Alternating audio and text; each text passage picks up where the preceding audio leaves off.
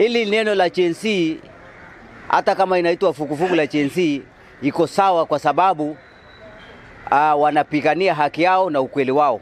Nataka kusema hivi Mr. Speaker.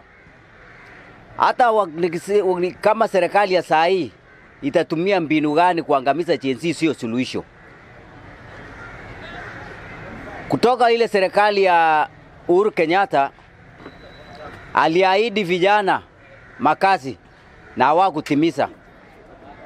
Hii serikali ya William Ruto wakati alikuwa anafanya kampeni yake aliahidi vijana kazi na hajatimiza bado.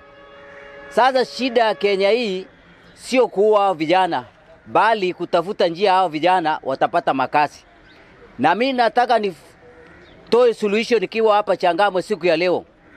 Suluhisho ya Gen Z kuweza kufaulu katika maisha ni kufufua viwanda.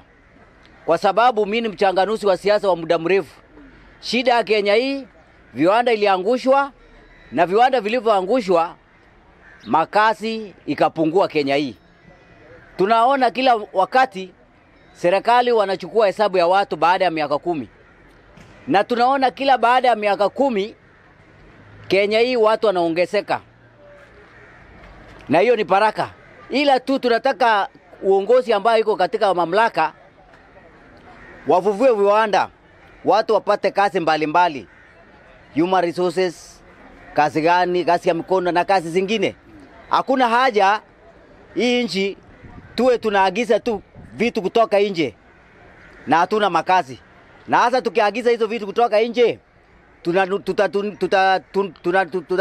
tutanunua na nini na ile hali hatuna makazi na hatuna pesa.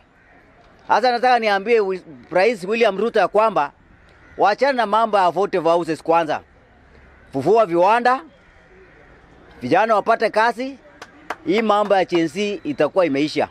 Hata rais mwenye atakuja baadaye tusiposuluhisha mambo ya vijana kupata kazi bado kutakuwa na shida Kenya. Nashukuru siku moja nilikuwa nasikia mjadala ilikuwa inaendelea huko bungeni. Kuna mbunge mmoja aliongea hiyo jambo lakini haikutiliwa maanani. Alisema serikali isipuuze mambo ya kusema haina uwezo wa kuajiri watu kazi. Kwa sababu matokeo yake, consequences yake, watu wengi wasipokuwa na makazi kutakuwa na wahalifu wengi katika nchi. Hiyo ndio consequences yake. Kwa sababu saa hii serikali na sisi wazazi tunatiana nguvu kusomesha hao watoto.